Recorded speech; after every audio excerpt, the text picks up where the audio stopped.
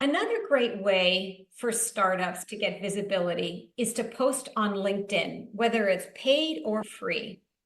So what we did here was I took 11 LinkedIn posts from WordPack, and I copied them into a Word document and posted them. And let me tell you what I asked for. So I asked for posts. I asked the AI to comment on sentiment, make recommendations on how they can be improved. I asked the AI to look at a lot of the comments and reactions and show me examples where the post failed, because that's the only way you're going to improve if you see that. So the next thing that happens within 5 seconds is I get a way to improve my posts. And Marty was already, writing in a very positive and professional way, but it wasn't hitting the mark. We were only getting low posts and reactions and reposts. So following these examples can really help you boost your engagement.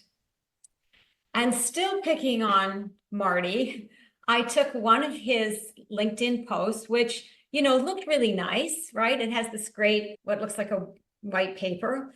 And it had low engagement. And I thought, okay, what do we need to do to improve that? So of course, I asked the AI how to do that. And we came back with a revised version that Marty said was right on the mark. So very easy to do. You've got these posts, you can use this to look before you post on social media, run it through an AI. To me, I think the best AI to use for this type of thing is Claude. Claude is really cheap. It's like $160 a year. And one thing about ChatGPT is it can be a bit on the verbose side, but I think Claude has a much better tone. And of course, you're going to need images, right? You need images to go with your social posts so that they really catch people's attention. So I created this prompt and put this in Midjourney. And I left this text in here just to make the point that even though Midjourney and other AIs can now lay down text that you give it, it doesn't do a very good job of it. So my recommendation is to get Midjourney to create your images, take the best one, take a screenshot, drop it into PowerPoint or slides, and then add your text in that version. So then you have the best of both worlds. And we can do the same type of thing with landing pages. So here's a quote I wrote to create a landing page for a learning company called EduQuest.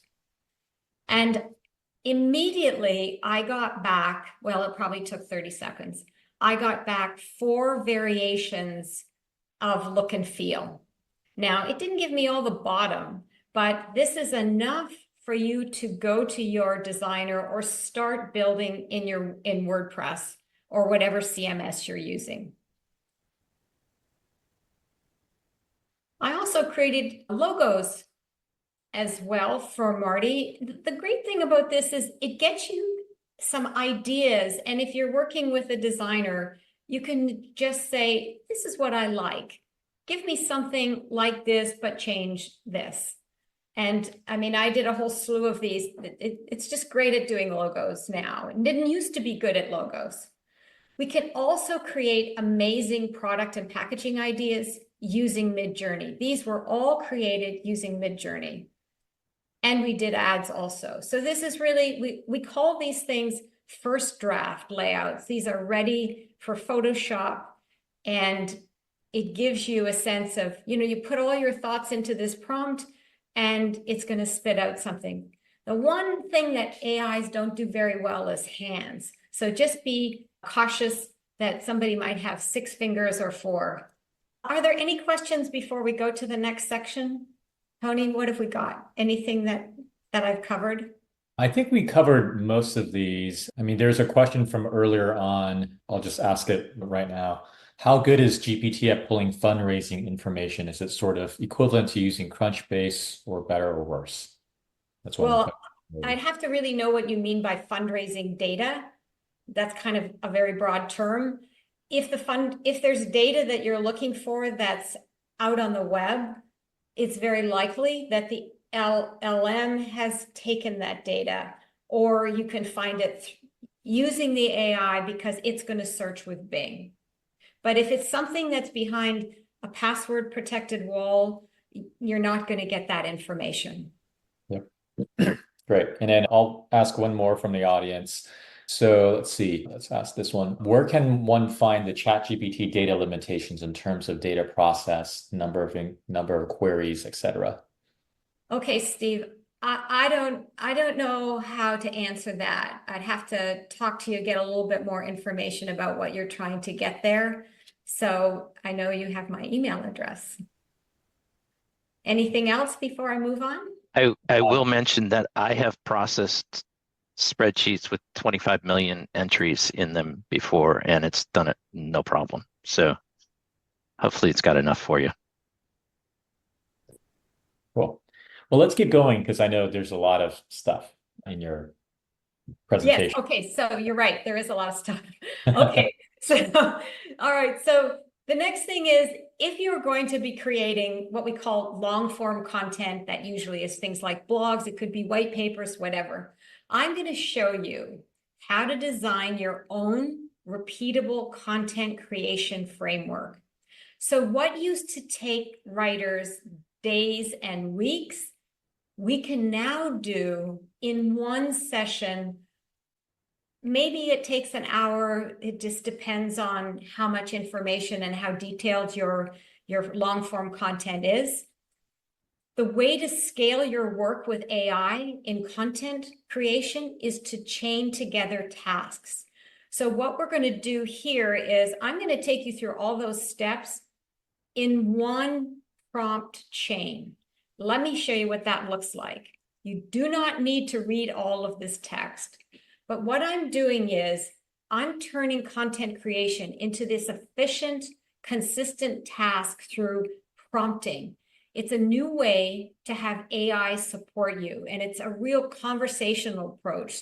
So what I'm doing here is I start with brainstorming. So in this example, I'm working with a cybersecurity company. The goal is to educate customers. I wanted to give me all the topics and subtopics that we should cover that relate to 2024. So it's going to go and it's going to do its thing. I'm going to have the opportunity when it finishes spitting out all this information to then ask more questions and refine that brainstorming. Staying in the same chat process, I'm going to go and ask the bot to identify the pain points. I'm going to include the personas that we have. If you don't have personas already for your business, I'm going to show you a slide in the appendix that shows you how to do that. You don't really have to tell the bot anymore to search Bing. It just does that now automatically. And I do ask it to include sources, but it doesn't always do that. I've been in SEO for 25 years, and I far prefer the data, the keyword research data that I get from ChatGPT compared to the paid services that I use. Now, these paid services are now starting to embed AI, but they're expensive. Why do I need that? So I'm asking the AI in a table format to look at the high value keywords that I should be using based on all the content that it sees. And remember, it has a memory now, and it's remembering everything that it has before. So, I mean, I am telling it to include all the knowledge from above just in case it's having a bad day. So I go to online research, and I do that in a couple of ways. I always ask for topics and subtopics and keywords. I usually ask for that twice, even though it's part of the previous chain. I give it competitor pages, and I ask it to look at those pages. Those pages might include things like investor pages, product pages, blogs, whatever. I sometimes have tried Wikipedia pages on a topic if it's really, really good. Then I just stop in ChatGPT and I go out to Perplexity, which is another AI tool. And it's a great tool because it gives me citations. It gives me the source of its links. If I have time at the end, I'll show you what it's like to use Perplexity if you're not using it. And you take any important data that you find in Perplexity and you add it back into this chain process. And now the AI has all this information, your comments, your feedback, and we can then ask it to give us a content outline. And you can refine that. And then once you're happy with the content outline, the best way to go forward and get written content is to do it section by section. And what I do is I ask it to write one section. I copy that into a Word document to come back to so that I can edit it, and I go on to the next session. Asking the AI to write the whole blog post or whatever in one go is a really bad idea because it's not going to have all the information in the way that you would include it. And the way you start with doing something like this is you break down your tasks and you create these chain of prompts. Any questions on that? Because that's kind of an important thing in content creation. All right. So we now can use, we now have a great way to speed the sales negotiating process in a really cost-effective way. So I was a startup in the dot-com days, and I know how expensive it is to have your contracts reviewed by lawyers. So Marty gave me this great example of a terms and conditions that he just signed. And I asked the bot to analyze the terms and conditions and identify any potential issues or concerns. I also asked it to write the email to the prospective customer about this contract, including the responses to my concern. And within less than a minute, it came back and gave me the sections that it found a problem with. So it gave me section by section what it felt was an issue, and then it wrote the email. You can also upload one of your own terms and conditions and tell it to follow that. So you can upload multiple documents and tell it to follow that.